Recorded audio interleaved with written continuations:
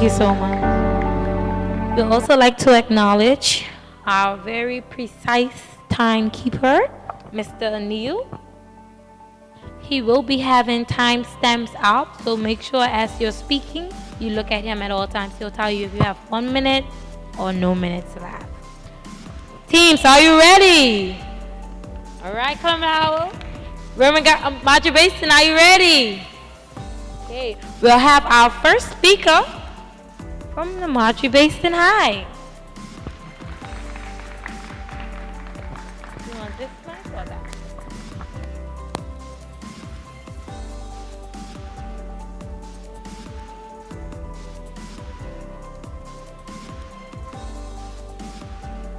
Ladies and gentlemen, honorable judges, distinguished chairpersons, esteemed timekeeper, and my worthy opponents, I would like to extend a warm good morning to you all. My team and I are here today to propose the moot, be it resolved, nepotism is too costly to the Turks and Caicos Islands. To start, let me define the key terms in this moot. First of all, nepotism, as defined by Jeremy Pope, means the advocating or participating in or causing the employment, appointment, reappointment, classification, reclassification, evaluation, promotion, transfer, or discipline of a family member or partner in agency over which he or she exercises jurisdiction or control. Then, according to the Merriam-Webster Dictionary, costly means made or done at heavy expense or sacrifice. Hence, the proposition interprets the moot to mean that some people with power or influence in the management of the Turks and Caicos Islands offer their family members or spouses jobs that end up creating a heavy financial burden on the Turks and Caicos Islands. In support of our stance, we have identified 4 points that we will critically examine to demonstrate that nepotism is too costly for the TCI. As the first speaker, I will briefly introduce these 4 points, while my second speaker, with the use of example, will seek to expand and amplify these points. Then, my third speaker will summarize these points. Firstly, many instances of nepotism including hiring persons who are unqualified to do a particular job. Since an unqualified person is doing a job that he is not suited for, then the person will not be able to effectively execute the duties of the job. Consequently, this person will have trouble completing his assigned task, which may lead to the breakdown of established protocols within the workplace. Hiring an unqualified employee is a bad decision that harms the company in numerous ways and has long-lasting consequences. An unqualified employee will never be able to produce quality work, and this can cost the company money and the loss of clientele. Nepotism also has a way of undermining good decision-making skills and damaging the goodwill of the company. When a company loses its reputation and its customers, the death of the company is inevitable. Consider this for a moment, my opponent. Can the TCI afford for business to be closing their doors instead of driving economic development? No, it isn't. Secondly, nepotism affects the company where it hurts the most. Loss of revenue. Hiring unskilled or unqualified employees because of nepotism will affect the company's profit margin, because now the company is not only paying an unqualified person more than they will really deserve, but the company will not get the performance results from the job position that it would have gotten if it had hired a qualified individual in the first place. Since the job is not being executed properly, it will not create the need to train or certify the unqualified individual. Money will be lost because qualifying the individual will not be free or cheap. Even if you decide to eventually fire the individual, the search for a qualified candidate will still result in the company losing revenue and productivity time. This happens when the time that should be used for production and increase in the profit is now diverted in the search for qualified employees. Plus, the money that is used to pay the unqualified employee will be wasted because the employee is unable to carry out his duties. In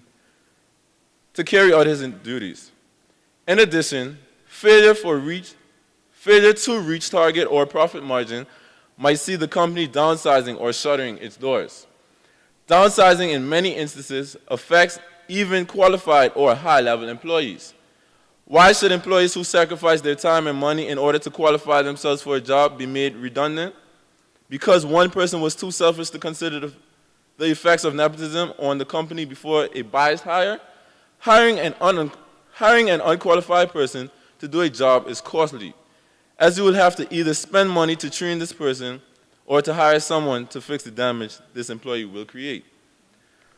My worthy opponents, can the people of the TCI really afford this side effect of nepotism?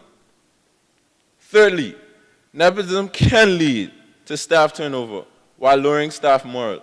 According to Robert Half, a survey conducted in 2015 revealed that 95% of financial executives said that making a bad hire at least somewhat affects the morale of the team, while 35% said a poor hire greatly influences employee morale.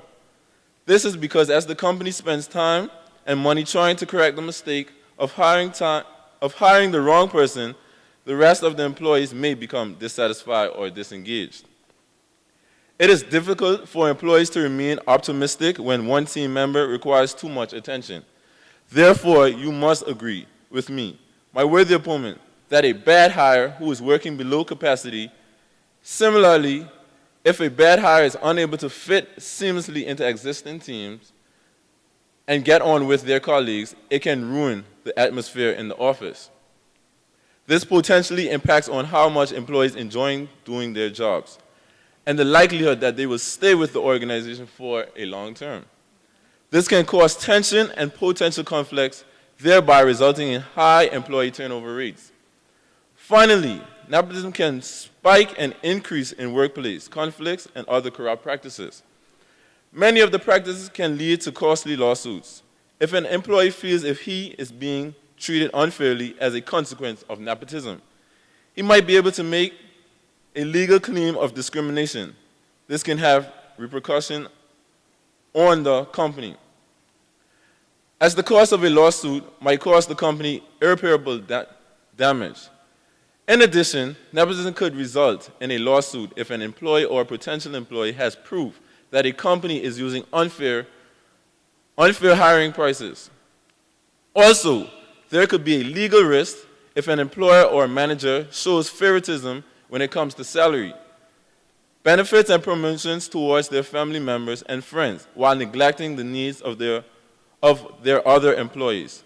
No company wants its reputation to be tarnished with lawsuits after lawsuits for acts of nepotism.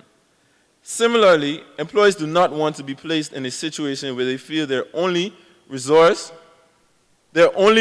with a company can only be achieved through a lawsuit.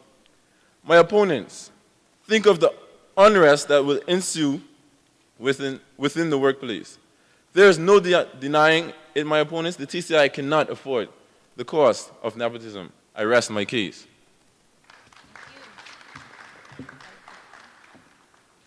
Thank you very much. And that is the first speaker for the proposing team from the Machi Basin High.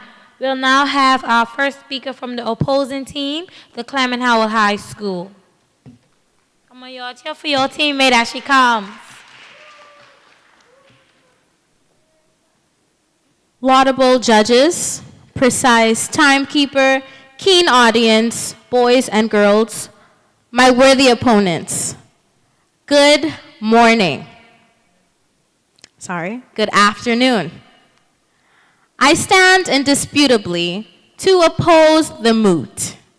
Be it resolved, nepotism is too costly to the Turks and Caicos Islands.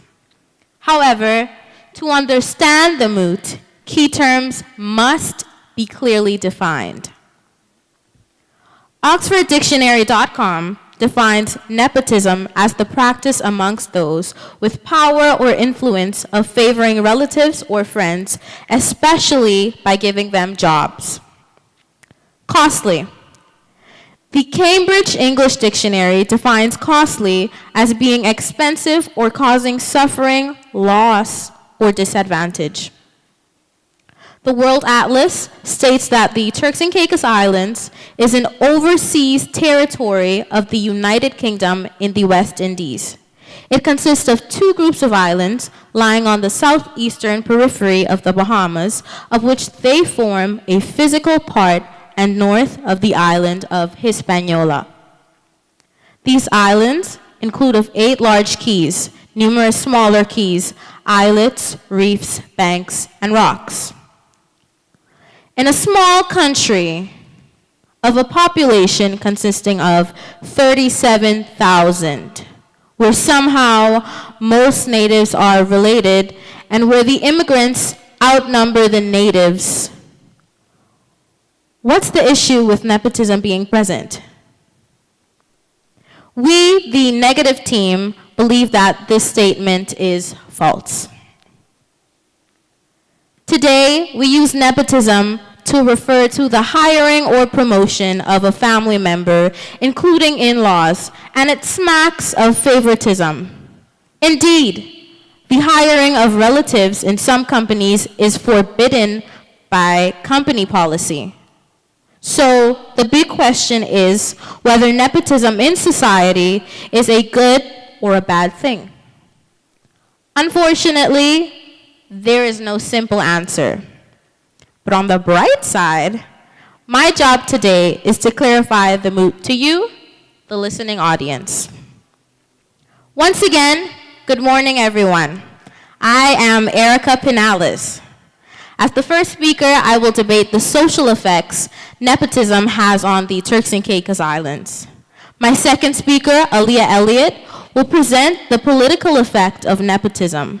My third teammate, Danielle Wergs, will discuss the effect nepotism has on the educational system and sum up our team case. Quintisha Forbes will eloquently present our rebuttal.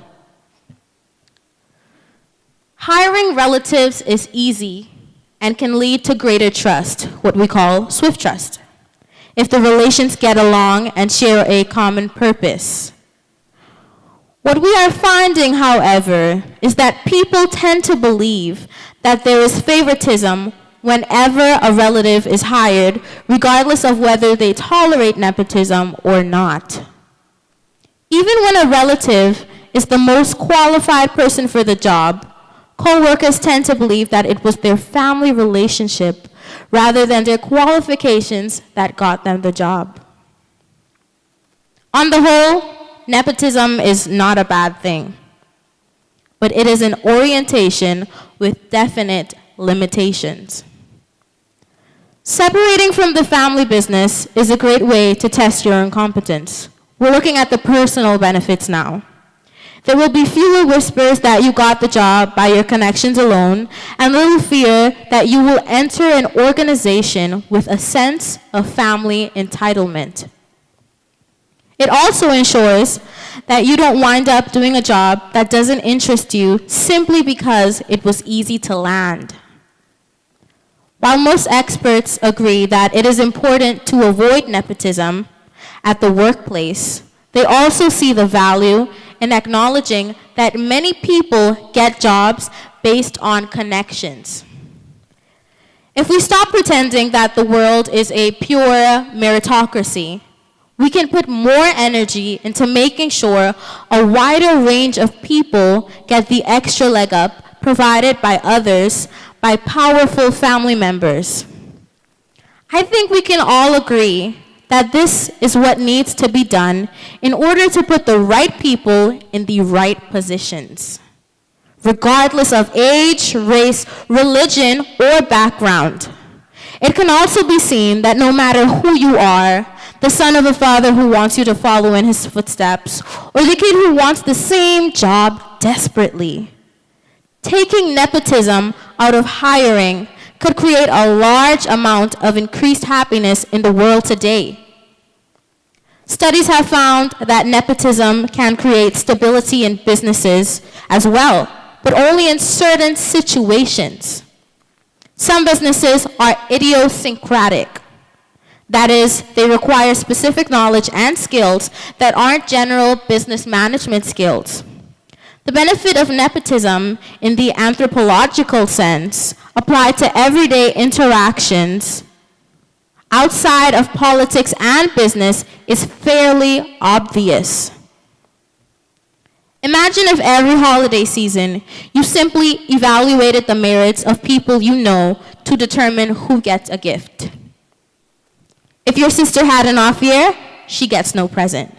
Or if your son asked you for assistance with taking care of his child, and you decided that an unrelated person was more deserving of your child care efforts instead, that seems cold and inhumane.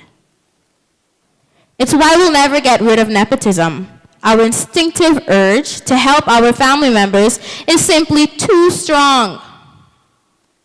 While nepotism may have negative connotations in politics and the workplace, being surrounded by your relatives does lead to better group dynamics and more cooperation. Hiring people you know can have some very distinct advantages, as Dunhill's staffing system points out. 1, reduced recruiting costs. Nepotism allows firms to inexpensively identify a pool of candidates for positions. 2, lower turnover. They are often the most dedicated employees, and studies have found reduced absenteeism. 3, commitment and ownership.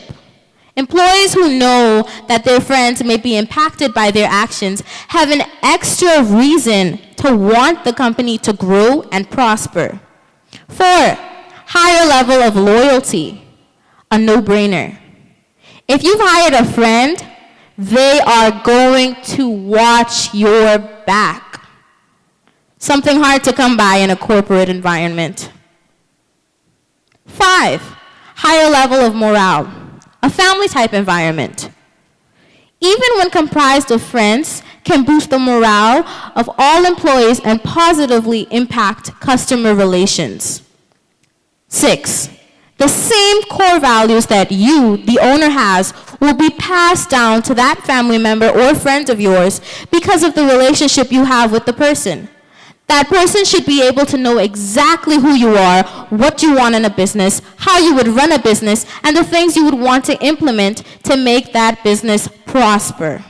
7, core values. You can't go wrong with trusting one of your family members or close friends if they have the same core values as you. 8, if practiced fairly, itself a contentious term in this regard, nepotism can be a true asset.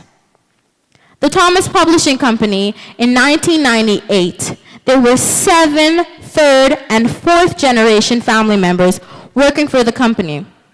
The third generation president, Tom Knudsen, encouraged nepotism among their independent sales contractors because he believed it resulted in high performance stability and long-term commitment. Chad Cato also writes that nepotism may be viable.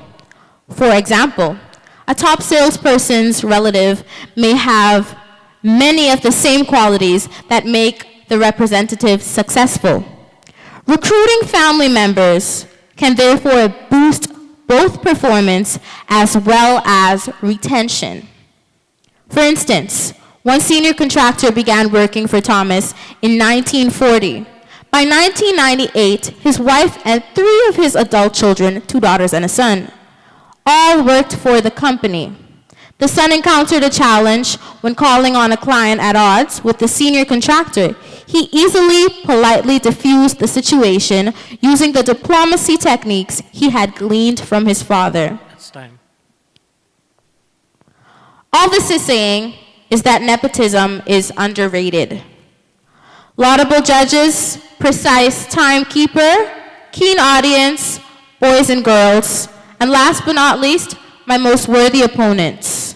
As I stood indisputably and argued before, nepotism is not too costly for the Turks and Caicos Islands. I now rest my case. Thank you. Thank you very much.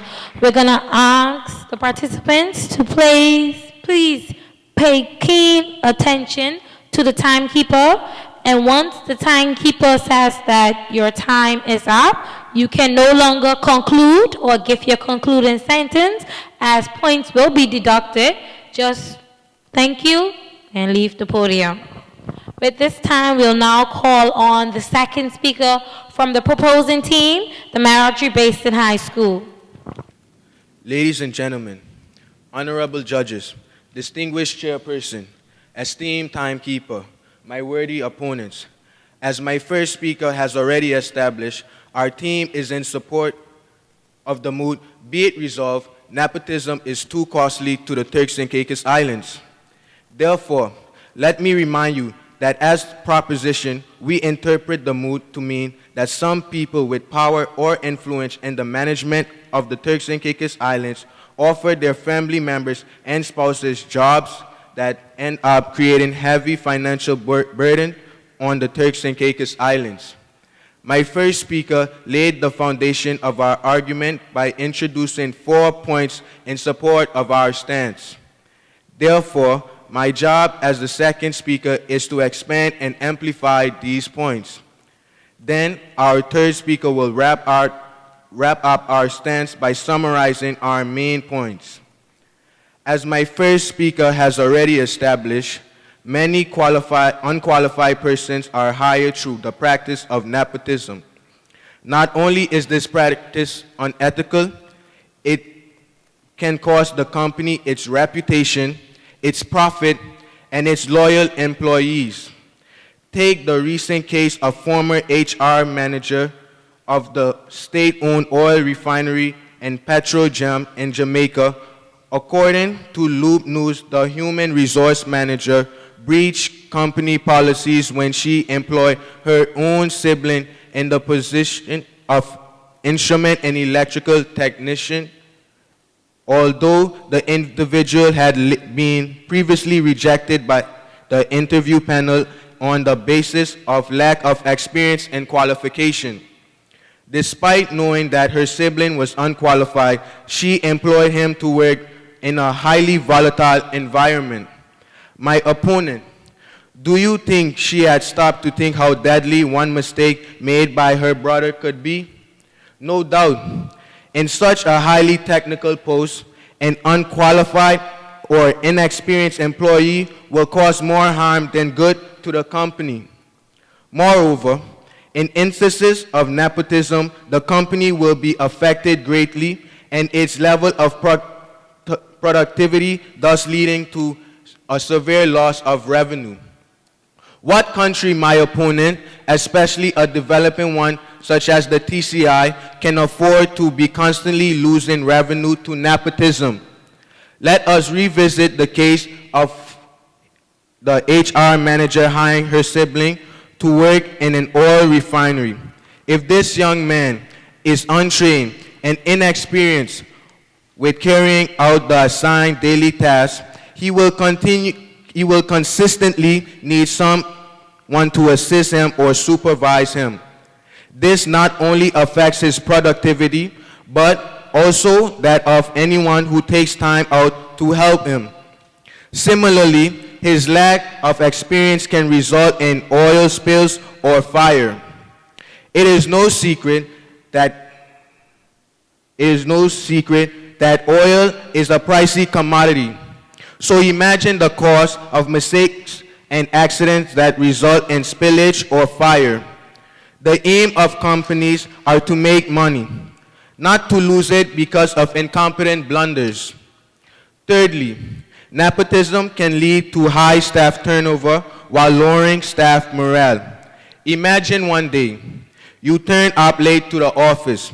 Your colleague, who also happens to be your boss's brother, also arrives at the same time. Yet you are the one who is reprimanded and he is led away. How would you feel? How would this affect your dedication to your job? I am sure you would feel mistreated and even angry. This anger might even lead to reduced productivity as a result. You might even lose your motivation to accomplish day-to-day tasks. Favoring one's relative by giving undeserved benefits can lead to problems in the workplace, as the employees who work well at their jobs may be disappointed and discouraged from performing their jobs when they learn about practices such as these. According to one researcher, this situation doesn't sit well with long-term employees who feel more deserving. Finally, cases of outright nepotism can spike an increase in workplace conflicts and other corrupt practices that can lead to lawsuits. Take the case of former President John F. Kennedy, who appointed his brother, Robert, Attorney General in 1961. This was such an unprecedented move that it threw the entire United States into panic mode. This move escalated into the law courts and saw the birth of federal nepotism law, which was eventually passed in 1967. Nepotism should be viewed as corruption because society professes everyone is equal before the law with the right to equal opportunities. If there are equal opportunities, there is no corruption. Take, for instance, the current President of the United States, who not only hired his son-in-law as senior advisor, but he also hired his daughter as his assistant. Can you imagine the increased level of conflicts within the White House as other employees who question whose instructions they should follow? The fathers, the son-in-law, or the daughters? Can the TCI really afford this level of confusion and corruption?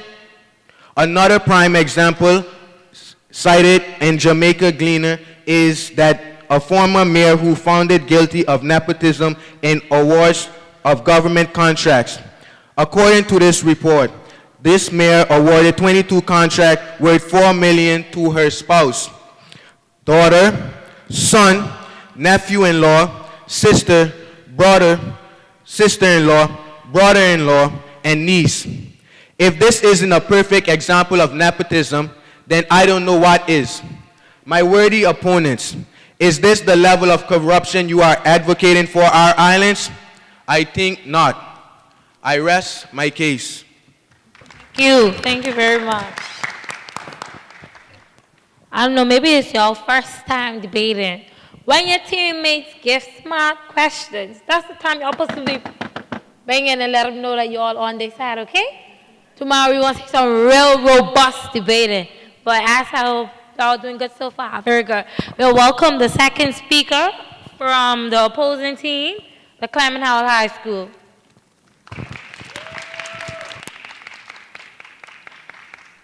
Seeing as everything is in accord, a pleasant good day to all.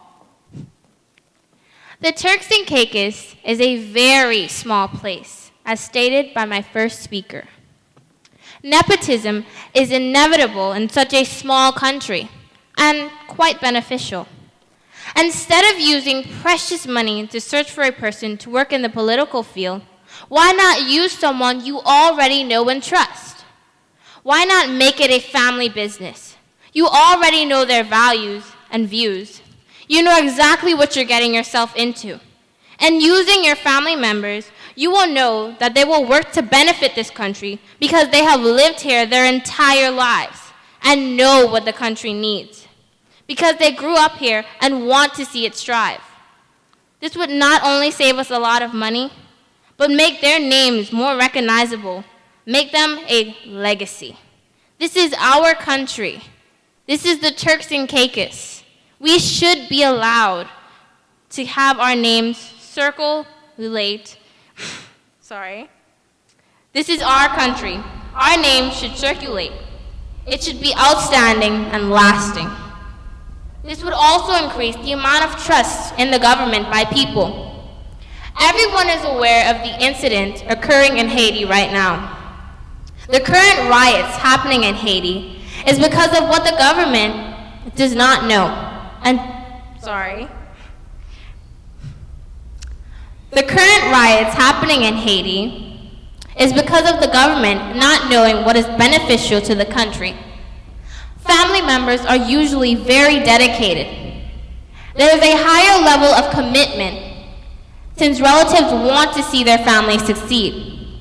Loyalty, morale, and trust will have already been instilled into the family members, as our first speaker stated. And using nepotism, you are actually decreasing the amount of money and energy spent. The phrase time is money is very imminent. Maybe you were searching in the branches, which only appears in the root, said by Rumi. Instead of looking abroad for strong qualified persons, why not look in your own roots? Nepotism is here to stay, so the best society can do is benefit from it. The popes and their many nephews are a good example of political power as a religious one. The transaction from one pope to the next can result in destructive power struggles that would harm nations throughout Europe. Using nepotism to fill important positions with loyal family members allowed new popes to shore up their support within the church quickly, creating stability and reducing the risk of damaging battles of power and influence. This pattern is also present in other nations where a family has to rule and pass leadership on to an appointed heir. It increases the chances of smooth transaction of power, which will prevent the incident that is happening in Haiti from happening to us. Nepotism is not too costly or a loss. It is a root that binds us together to lift and help one another. What is unethical and inhumane would be leaving a family member to struggle when you have the choice to make them and your country a better place and person. As the second speaker of the opposition, I rest my case. Right, that's it right there. I heard a lot of strong points. Now I'm going to be listening for some strong banging next time. We're going to call on the third speaker from the proposing team, the Marjorie Baston High. Come on, cheer your partner on. Encourage her.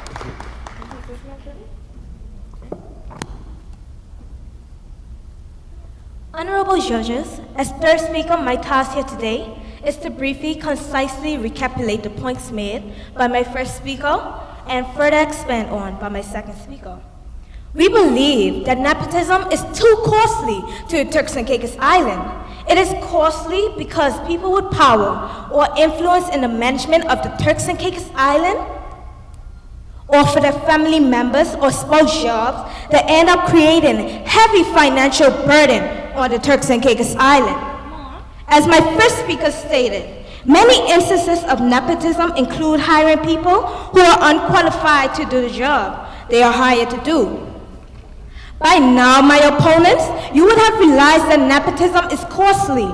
Since an unqualified person is doing the job that he is not suited for, then that person will not be able to successfully execute the duties of the job. Consequently, this person will have trouble completing his assigned tasks, which may lead to breaking down of established protocol within a workplace. Hiring an unqualified employees is a bad decision that harms the company and hinder productivity. An unqualified employee will never be able to produce quality work, and this can cost the company money and loss of clientele. Nepotism also has a way of undermining good decision-making skills and damaging the goodwill of the company. Worthy opponents,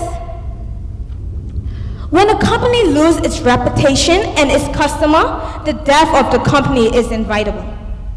Furthermore, nepotism costs money. Therefore, too many cases of nepotism can push a company profit margin close to zero.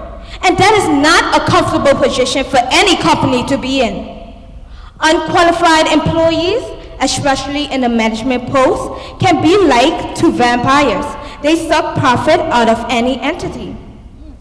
The money that is used to pay unqualified employees will be wasted because employees are unable to carry out his duties. In addition, failure to reach target or profit margin might see the company downsizing or shuttering door. Downsizing is many instances a fact, even qualified or high employees. Can you imagine losing your prestigious job because you made a mistake of hiring a family member who is unqualified or work experience? Nepotism not only affects company productivity level and profit level, but it also lowers staff morale. Employees see instances of nepotism as a slap in the face, especially if the position was that a long-time employee was working towards. Occasions like these can breed animosity and strife that can create a toxic work environment. Similarly, it's bad hired to unable fit seamlessly into existing team and can get on with their colleagues. It can ruin the atmosphere of the office. This potential impact on how much employees enjoy doing their job and the likelihood they will stay with the organization for a long time. This can cause tension and potential conflict, thereby resulting in high employee turnover rate. Lastly, my opponents, nepotism can spike and increase in workplace conflict and any other corrupt practices.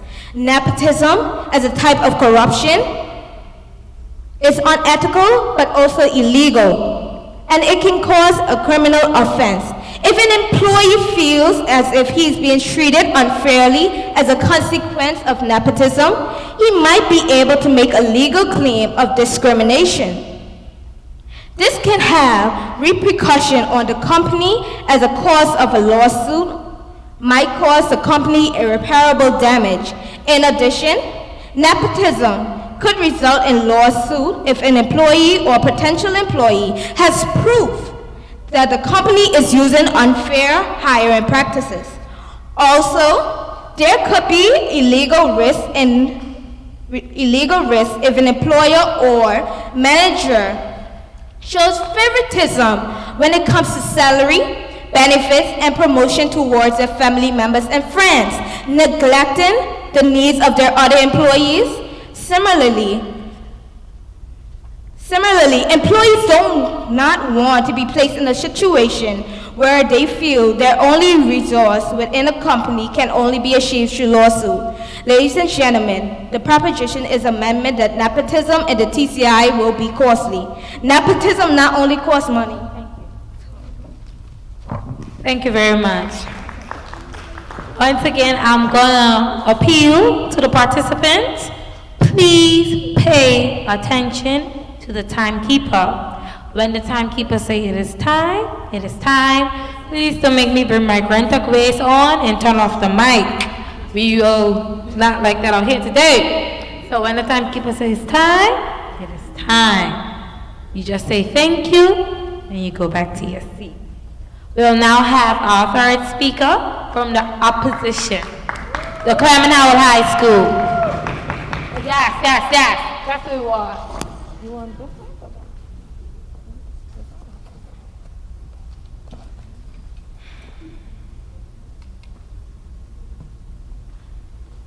Standing on the protocol, having already been established that nepotism does exist in the TCI, more so in the education system, I further defend the point that nepotism is not costly to the Turks and Caicos Islands.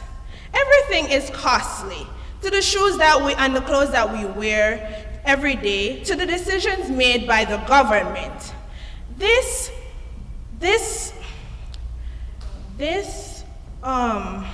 principle also applies to nepotism. However, the question is nepotism really too costly to the TCI? Nepotism can be used as a strategy to make use of the citizen's potential.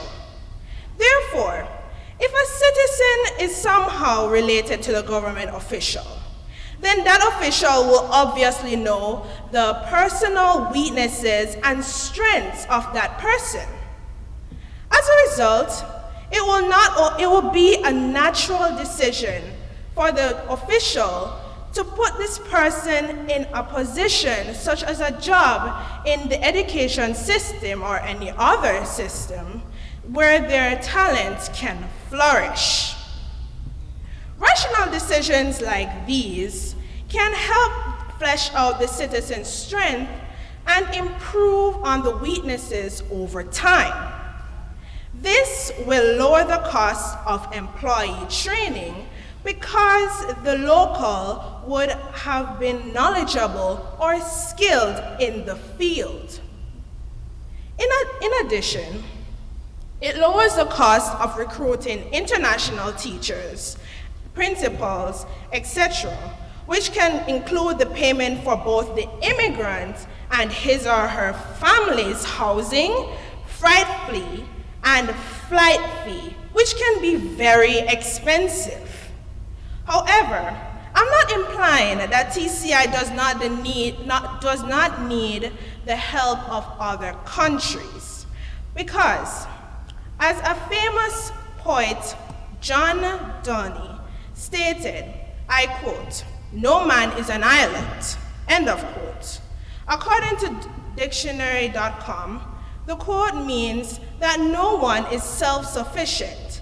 Everyone relies on others. Over time, the Ministry of Education could have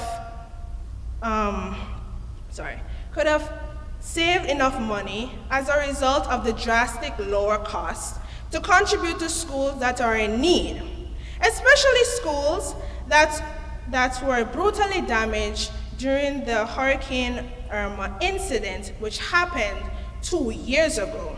Schools such as Osita Jolly and even Clement Howell High School, which are unfortunately still under current repair. This money can also be used to contribute towards development of extracurricular activities. This can attract the children into getting involved with sports and give them a wide variety to pick from. This investment can also open up to opportunities for the local children to acquire scholarships after high school graduation and represent the country in the future so that it could flourish. Therefore, Turks and Caicos can benefit in the long run with nepotism. Legally, any government will favor their own. However, there is a fine line between favoring their citizens over immigrants so that the country can prosper and favoring their relatives and friends in order to get them to a high position just because they have a connection with a government official. Therefore, when you look at the benefits of nepotism, we will come to realization that it is not a cost to the country, but rather an asset that, when used wisely, can add money to the country's basket instead of being taken away from it.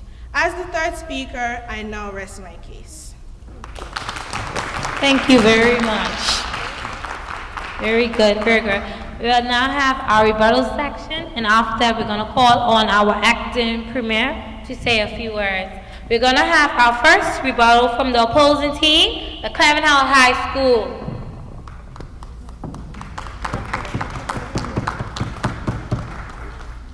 About the first speaker, unqualified, you know who you are employing because, as we said, the relationship is very close.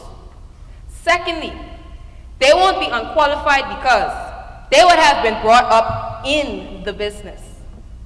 Thirdly, as our first speaker stated, hiring family members for a job will actually be a win for the employer because they won't have to pay for training or recruiting for a certain pool position.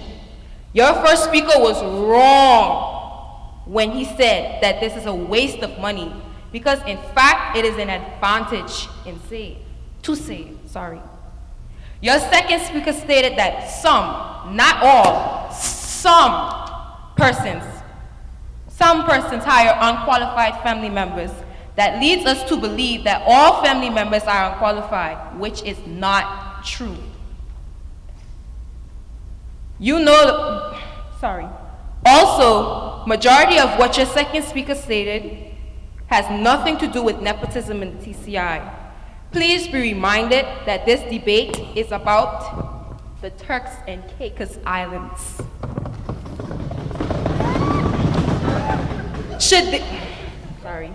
You know the person, you should therefore know that if that person is qualified or not, it's your business. It's your choice whether or not you want an unqualified person to work there. What this is saying is that the employer should know what he or she wants for their business, so nepotism is sense and redundant. Your third speaker said that recruiting family members would be a waste of money. But my first speaker clearly emphasized that the recruiting costs would be lower because they wouldn't have to train, because they would have been brought up in the business. Also, nepotism allows firms to inexpensively identify a pool of candidates for positions. As my first speaker said, nepotism is not illegal in the Turks and Caicos Islands. Proposition, I urge you to look at the screen. To look at the screen. Nepotism is not too costly to the Turks and Caicos Islands. Thank you. Oh wow, ooh, the fire is on.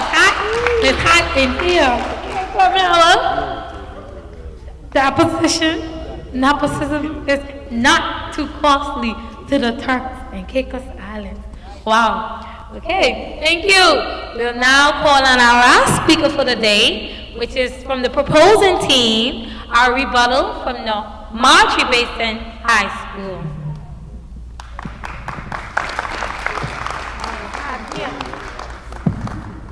Proficient judges, the opposition has failed to impress us with their arguments.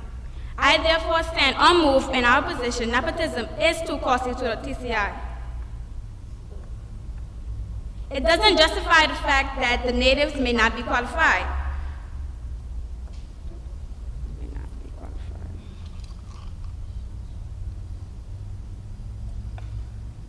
Hiring family members affect the motivation other employees have towards these jobs, towards their job. Special treatment to family members or close friends can cause loyal employees to lose interest in what they're doing.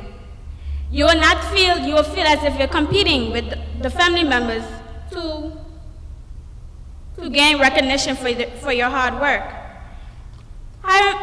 It would be difficult to fire a family member. This will put the business in a disadvantage as the person would not put effort in to keep their job because they will be easily replaced by a family member. Other employees in the business will feel out of place and uncomfortable to continue to do his job effectively. They will feel as if they are competing with others for recognition of their hard work. Helping a family member is not wrong, but how would you feel that at the same time that same family member can cause a downfall in the business?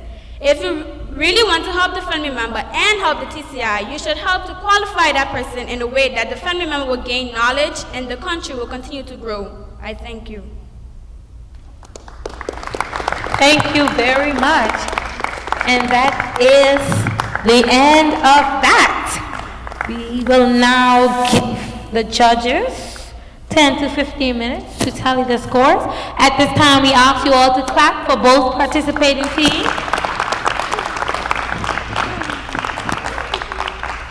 We'll now ask our acting premier to come and talk to the participants.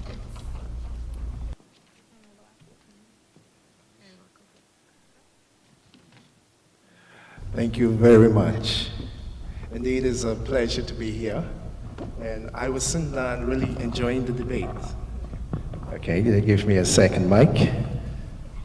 Once again, it is a pleasure for me to be here listening to this debate. But, you know, I have mixed emotions, but let me put some things into context because I'm a good person to talk about this topic. You see, I'm a politician, yes. Also, I work in the government service for a number of years as supervisors, manager, you know, different positions throughout government. So I know a fair amount about this subject. But I'm going to ask you a couple of quick questions. But before I do, let me just make a disclaimer here that currently in the Turks and Caicos Islands, ministers are not involved in the hiring of any individuals, anybody who works in the department. And ministers are not involved in issuing contracts. So I just want to get that out the way. Now, that being said, suppose I had 3 students up here. One from Clyman Howell and one from Marjorie Payson. All right? And the 3 students are 3 male students. Both of them are 6 feet tall. Both of them have HCXCs. Both of them the 3 of them can speak well. The 3 of them look the same. 3 of them are real nice looking gentlemen. 3 of them dress the same color suit, everything. 3 of them the same color, same hair texture. Who would you choose to be on your team? First off, I noticed that you only talked about their appearance. No, I said they had HCXCs. They had the same qualifications. Again, I noticed that you guys only talked about those stuff instead of saying whether or not they were a good person or a uplifted person.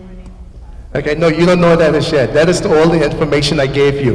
Okay. Who would you choose? This is all you know about the 3 people up here. Their qualifications in school, you know their height, their appearance, their color, their hair texture. That's all you know. Who would you choose to be on your team? And be honest. The one from Marjorie Basin High. Exactly. Again, what would I do? I'm an employer. Both persons have a master's degree. Both persons went to Northern Southeastern University. Both persons interviewed well. But I'm a Methodist. One is from Methodist Church and one is from Anglican Church. Who will I hire? All things being equal. Think about it. Again, let me give you a next example. And you may see this sometime. Both people went to the same university. Both have the same qualifications. One is black, one is white. I am a white man. Who do you think get the job? Okay. I'm giving you some real life things. Again, now I am a politician, right? Here in the Turks and Caicos, we have a small society. I'm not allowed to choose who works as my PS. Your parliament secretary is the one who carries out your agenda, like your general, your right-hand man. And there's a parliament secretary that has to be appointed to me. What if the parliament secretary that is appointed to me have strong alliance to the other party or another party who is against me? Do you think that's a good thing for me? I have an agenda to carry out. I want to do this, I want to do that, I want to do that. But somebody else is appointed who works for me, who knows all my secrets, who knows everything. I don't know this person, and I know, being a Turks and Caicos Islander, that I'm from the pink party, but this person is from the green party, and they're going to know everything that I do, everything that I'm thinking of. But you think it's fair to me to be a politician right now and have somebody who I know is against me, totally against me, campaign against me, but they have to be my right-hand man. Do you think that's a fair thing? Okay. Now let's look at in a war. I'm going to war, I'm going to battle. Somebody asks me, well, General, who you want watching your back? I have the farmer's son here, or I have your brother here. You need to go to war, you need to be fighting, you need somebody to make sure the enemy don't come behind your back. You have your younger brother, or you have the farmer's son. Who do you choose? Out of all people, you would want your brother to watch your back. All things being equal again, you have a multi-million-dollar company. This company is wonderful. Your brother has a master's degree. You know him all your life. The farmer's daughter, again, has a master's degree. You need to go off. These 2 persons are in the company. Both of them are excellent. Both of them perform their duties real well. But you need to leave the country for 3-4 weeks. Everything else being equal. They both went to the same university. One is your brother, one is the farmer's daughter. Who are you going to leave in charge of your company? And be honest. Okay, yeah, exactly. Be honest. But now, let me go again. Now, suppose, again, I'm a politician, and there are some contracts to go out. But this is a contract to build a school. I decide that, you know what, I want my brother to build a school, but my brother doesn't have any kind of construction knowledge. But I gave him the contract. But he doesn't know what he's doing. I just gave him the contract because he's my brother. Whereas someone else, the farmer's son, you know, he has a contractor's license. He's been doing this a number of years. He can show buildings that he built. Who you think I should choose? Exactly. Someone said the word, things when used wisely. You see, it's not, listening to this, I had mixed emotions. At one point in time, I was over here with Marjorie Basin. I was like, I like what this side is saying. The next couple of minutes, you all had me. I was going back and forward, back and forward. And I'm saying, in the real life world, we know that these things shouldn't happen. But I'm showing you some real life examples that we are conflicted as leaders, you know, what to do. And again, all things being equal, we have a list of candidates from here. We have 5 Turks and Caicos Islanders on the list. But we asking for 10 CXC subjects, for instance. And all the Turks and Caicos Islanders only have 9 CXC subjects. But everybody from abroad, from America, have 10. And I need to hire somebody as a politician, as a leader, as a representative of the Turks and Caicos Islands. All the persons from New York have 10 CXC subjects. All the persons from the Turks and Caicos Islands who I represent, who gave me my job, who sent me to the House of Assembly to represent them, have 9 CXC subjects. What do I do? What do I do? Somebody is saying 10, somebody is saying choose your people. Remember, there's no great difference. 10 CXC subjects, one have 9. Again, let me put it this way. Suppose the job is asking for 10 years experience, but I know everything else being equal. The Turks and Caicos Islander have the same qualifications as the person from New York. But however, the Turks and Caicos Islander just returned home from school, just started working for 4 or 5 years, and the person who we're trying to bring in been working 1 year more. Who do I choose as a representative of the people of the Turks and Caicos Islands? Who would you choose? You see, I want to get your minds thinking. You are all 4th and 5th formers. You're going out into the real world. There's a lot of gray areas in the real world that we are faced with.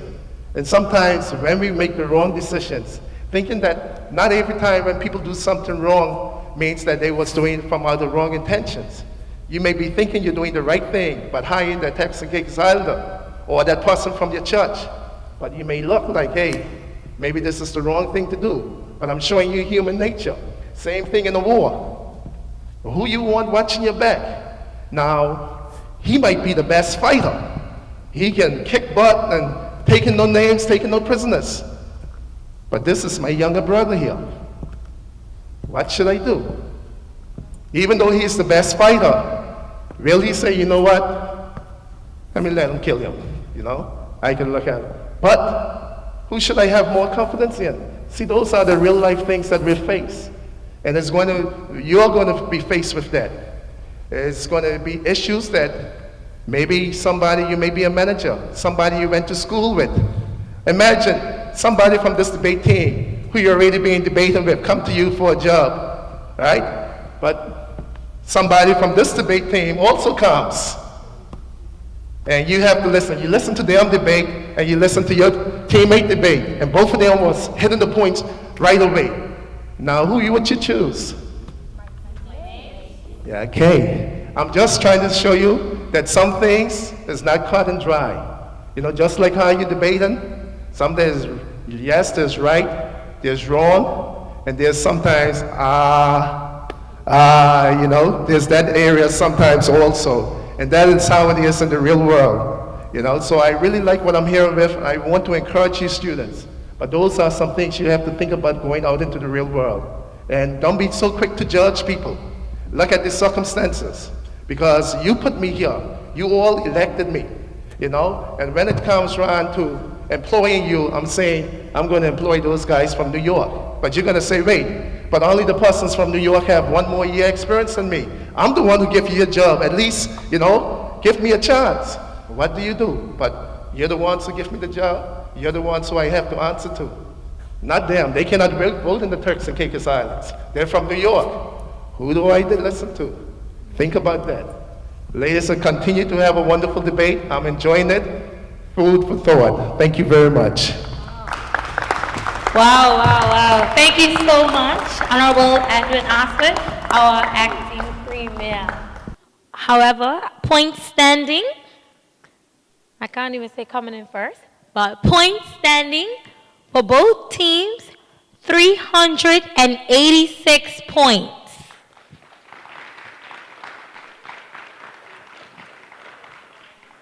At this time, please allow me to congratulate the best speaker for this round.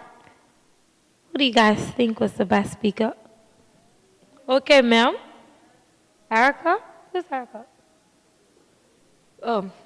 The best speaker is coming from the opposing team, speaker number 1.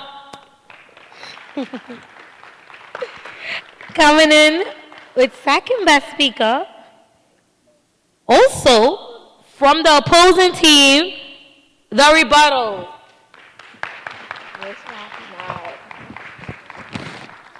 Before we do proceed into our rebuttal, I just want to give you guys some feedback. For Monterey Basin, the judges said that you guys had a very robust argument with a lot of supporting evidence, which is very good. They said that your arguments were very convincing and you guys were confident. You also have very good references, and they said that you guys came across as confident. However, a few areas to improve on. Avoid too much dependency on your notes, and you need to get more eye contact. I think it was your third speaker. She held her paper like this and that. It's okay to let it rest and look up, look down, and look around. Okay. Also, you use the term unqualified a lot, as pointed out by the opposing team. If you want to use a term like more than once, 3 times, 5 times, it's best to define that term in the beginning of your argument, so that way it will be easier for the judges to flow with you. Also, there was a lot of faltering and pausing when delivering. However, you guys had good recovery. They said that you guys should avoid using a monotone, talking at one pace in a very dry voice, like that. You need to have your voice to be loud and engaging so that when you speak, they will look and listen. Also, you need to use very strong and credible references, which means more books or credible websites will be good, or journals. And to support your argument, you guys tend to link nepotism more with unqualified people, but that is not the case, because qualified people can also be in jobs or position as a result of nepotism as well. You caught that? Okay, good. Also, please pay attention to the timekeeper. As I said, I am not putting on my Grand Turk ways. I'm not going to do that. So please, if the timekeeper says you have 1 minute, 1 minute, chop, chop, thank you, and you just leave. But very good, and we're very proud. As you can see, you did very well because you managed to have a rebuttal again. So congratulations to you. You did well. For the second time, Clement Howell High School, the judges say that your arguments were well structured and coherent. They said that you guys were very confident and you had a sound argument. You introduced the topic very well, as long as your interaction. You had very good eye contact, and the rebuttal, they were very pleased. They said, Excellent. That's debated. So you're coming up there. Points of information, a few suggestions. You need to pay attention to the time remaining and avoid exceeding it. Someone told me that the rules say that they gave you a minute. I understand, but please pay attention to the timekeeper as he will be precise. So if you have 5 minutes out, that means you have 5 minutes remaining. So please bear that in mind, both teams. Also, sometimes you guys use nepotism along with citizenship. For example, a person who is a citizen of TCI or a person who is not a citizen of TCI can also commit nepotism. For example, I'll just use our judge, Dr. Brathwaite. She is not from Turks and Caicos. She is a Jamaican. However, she can bring in her Jamaican colleagues and give them higher positions over Turks Islanders. That will still be a form of nepotism. So it's not synonymous with citizenship. Not because they're from Turks and Caicos, only Turks and Caicos Islanders can commit it. Even though the moot is about Turks and Caicos, you can't just say only TI because it say too costly to Turks and Caicos. And if she is here, she is contributing, so she will also be damaging the country as well. Is that clear? Thank you. Also, you guys did a little bit of faltering, but good recovery. And the stereotypes, that's the only thing. But once again, a good argument, and you guys managed to make it to rebuttal round. So very good. Give yourself a round of applause. All right. Ladies and gentlemen, the moment you've all been waiting for. This is going to be a hot rebuttal. As you know, you can have point of information. So I want you to use your table mics. Who's going to be speaking for the opposing team? And for the proposing team? Very good. Seeing as everything is in concord, as my third speaker said, I noticed that you guys, I didn't notice that you guys spoke about all the aspects nepotism can be seen by, like we did, such as political, economical, social, and educational. And as we noticed, you guys only talked about the workplace, which was not focused solely on the Turks and Caicos. I also noticed that one of you brought up Donald Trump hiring his children to work for him. But in actual fact, it is a good thing because by now, these kids would have been brought up in the business and they know all the requirements to work there. If you ask me, those people are way too successful. I mean, come on. The man has a tower named after him. About the first speaker, unqualified. That's not the case. You can't employ someone just because of the relationship. You have to know the person's attitudes towards jobs. Not just because you're my brother, it means that I'm going to employ you. I have to know your work ethic. So it doesn't mean that nepotism, just because you want a job, I'll give it to you. No, I have to know what you're capable of first. So that's not the case. As I stated earlier, hiring family members for a job will actually be a win for the employer because they won't have to pay for training or recruiting for a certain pool position. Your first speaker was wrong when he said that it is a waste of money because in fact, it is an advantage. You will save money. You should therefore know if that person is qualified or not. It's your business. You know what you want in a business. An unqualified person, it would not be qualified to work in your business. I mean, come on. As my second speaker stated, it is better to hire and bring up a family member in a workplace because of increase the chances of a smooth transition of power. It creates stability and reduces the risk of damaging battle for power and influence, like Haiti. I'm going to use Beaches, Turks, and Caicos for an example. They have businesses in places such as Jamaica, Bahamas, and other parts of the Caribbean. And Butch Stewart's children are CEO and etc. They are incorporated into the billion-dollar business and they are very financially stable, and they are doing very, very well. I mean, they are so successful. Come on, it's Beaches, Turks, and Caicos. This is a perfect example that nepotism is not a bad thing. It actually brought his family up. They're rich. With all of this being said, thank you. However, without further ado, we will now call on the proposing team for this rebuttal segment.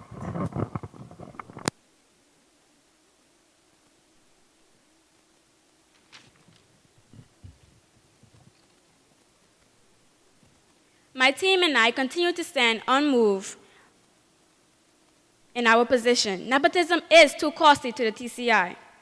Kindly remember that we learn from others, so using examples out of the TCI will benefit us. Family members have close bonds, as stated by your speakers. But when there is a conflict between the two, the tension will be brought into the workplace, which will interrupt the production process. Can you imagine that the HR, as stated by my second speaker, can you imagine that the HR manager hired her brother who was deemed unqualified and inexperienced? Are you saying that because it is your family member, you would not take the time to look into the other qualifications of the persons applying for the job? You want example for the TCI? Here it is. Take example, the SIP trial that is still ongoing. We support this with another example. As stated by my second speaker. A former mayor cited in the Jamaica Cliger was found guilty in nepotism awards of government contracts. According to the report, this mayor awarded 22 contracts worth $4 million to her spouse, daughter, brother, sister-in-law, brother-in-law, and niece. Please don't forget about the legal implications of nepotism. Nepotism lowers staff morals and result in a high staff turnover for organization, as already stated by my speakers. Listen, as a small island developing state, the TCI cannot afford to practice nepotism. I continue to affirm the mood that nepotism is too costly to the TCI. Thank you. Oh, man. I didn't know. I was trying to figure out.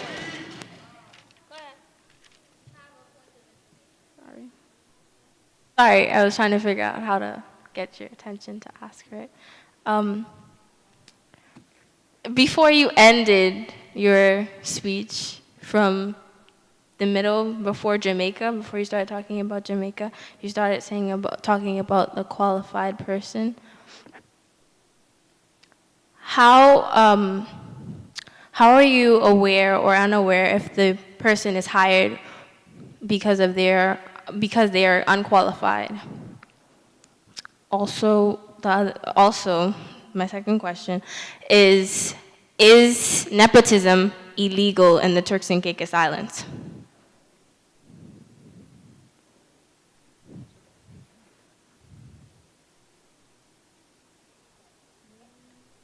I did not say that the family member was unqualified. I was saying that because it's a family member, and yes, he or she may have qualifications, but are you saying that you wouldn't look into the other person's qualifications to the job?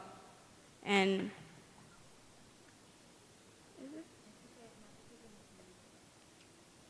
it does have legal implications. Is nepotism illegal in the Turks and Caicos Islands?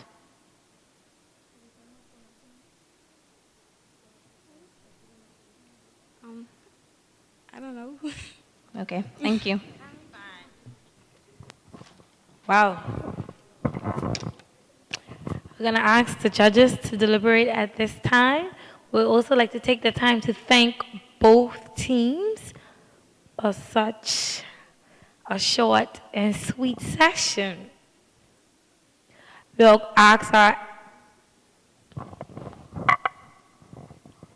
also like to thank the acting Acting Premier, Honorable Adwin Aswit, for being in our presence, as well as for the few words that he said earlier. Under the codes of conduct of this entity, the Integrity Commission, we have the Integrity Commission ordinance, and under that ordinance there are various codes of conduct for ministers, House of Assembly members, special advisors, civil servants.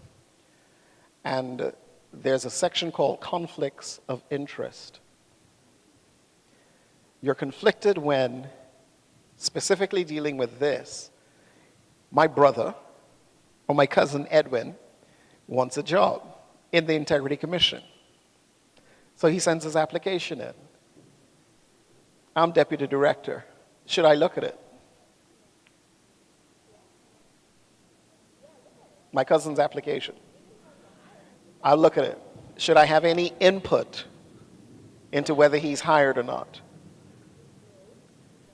Because it's those gray areas he was talking about earlier, right? I would have to, under the rules, I would have to declare, this is my cousin. I can't have anything to do with this. I should not even say, I think he's fine for the job.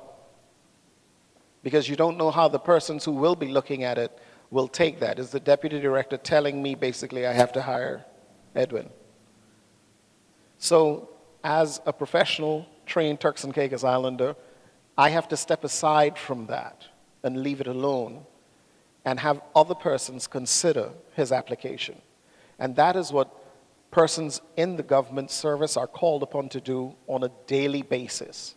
Because, as all of you have recognized, we're very small.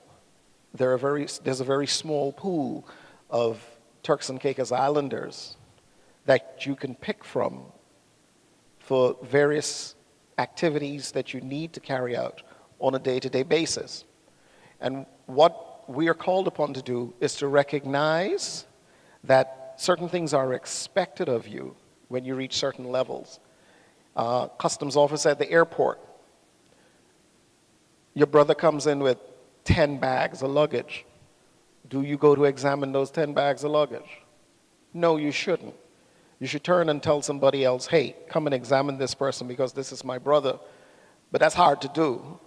Customs also may say, oh no, I'm gonna clear my brother's stuff. And that happens. That's what I think the minister was pointing out earlier this morning, that in real life situations, natural human instinct would be, I am going to look out for my brother. When those sorts of conflicts arise, you have to manage them properly. You have to know, what would the person sitting next to me think if they know I took steps to push this person who is my very good friend or my cousin or my brother into a position at the expense of someone else who probably could have done it a little better. So those are some of the things to bear in mind when it comes to nepotism and the conflicts that arise, that always arise. I mean, we can't get away from it, not in this country. You're going to be related to a lot of people, and you're going to come in contact with a lot of people who are, strange enough, the blood aspect is not as strong as the friend aspect. Because we know a lot of people who are not that faithful to blood relatives, but more so to their friend. Which is why I think the minister brought up the person from your school. They would probably give somebody from their school a heads up before they give you, their cousin, a heads up. That's how it works. But in all those instances, what we try to have you understand is that you should do what you know the right thing to be, and that everyone should be given a fair shake. And if you think,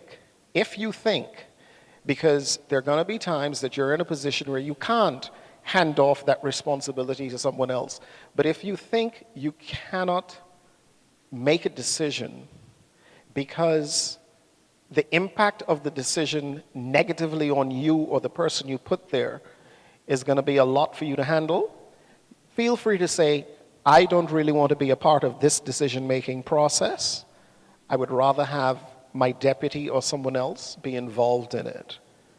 Because that way you protect yourself And you also protect the person who is applying for that position so that no one can come back to them and say, you shouldn't have had this job in the first place, only because your cousin Richie put you in this job.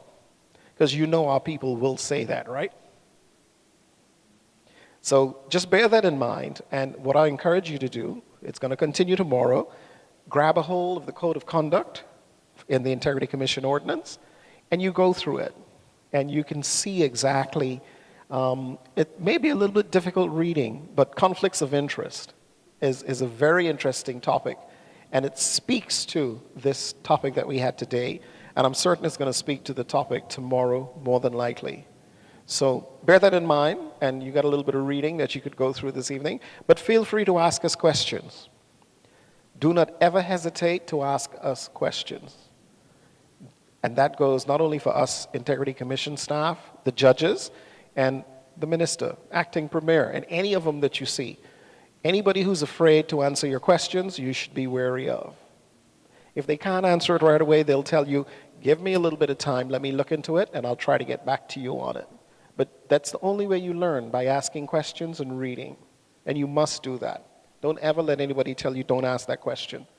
Well, I have the points here with me from that short and sweet rebuttal session. And the points standing are, coming in second place with 93 points, the fishing capital of the Turks and Caicos Island, Marjorie Basin High School. Leading close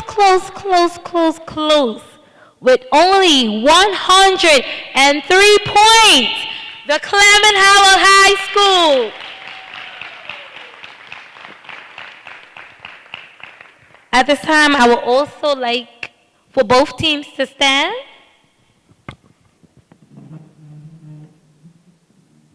Please give an applause for both of our teams. Please shake hands. Please shake hands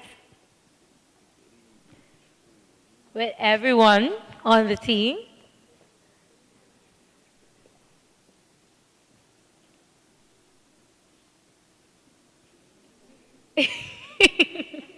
We'll now call on the Clement Howell team to come and pick their position for tomorrow to determine if they will be opposing or proposing the moot. Be it resolved that nepotism is too costly for the Turks and Caicos Islands. Let me see. You can see. I hope you get what you want. Yes. Okay, it's a yes. Oh, look at them. The Clement Howell High School will be opposing the Raymond Gardner High School tomorrow at 9 a.m. Right now, we're going to call on our public education officer to do the vote of thanks for this evening, and then you guys are free to go. We want to first off by thanking our commissioner, Reverend Samuel Goldstone Williams, who did the invocation for us this morning. We want to thank our able chairperson, Ms. Dixie Smith. We also would like to thank our honorable judges. We know that we will lose two of them tomorrow, so we especially would like to thank Ms. Angelique Dickinson and Ms. Tony Penton. Please stand so they can give you a round of applause. We would like to thank our videographers. I'm sure you saw them throughout today. Thank you also to our able timekeeper, our precise timekeeper. Thank you very much, Anil. I know that Raymond Gardner isn't here, but as I said earlier, thank you to all our schools that participated and took up the challenge. This is one of the unique debate competitions in which they only know whether they're proposing or opposing about 10, 15 minutes prior to, and we tend to shy away from challenges, so thank all the schools, Raymond Gardner High, Marjorie Basin High, and Clement Howell High who are participating. Please give them a round of applause too. Thank you. We'd also like to thank the team of the Department of Sports for use of the Gustavus Librand Sports Complex, Mr. Jared Forbes and team. We had visiting with us Mr. Mark Garland, our Deputy Director for the Ministry of Education. Thanks also to our driver, Mr. Charles Garland. And thanks to Mr. Grant. He's not here, but he was the one who assisted us, the microphones, to be working with today.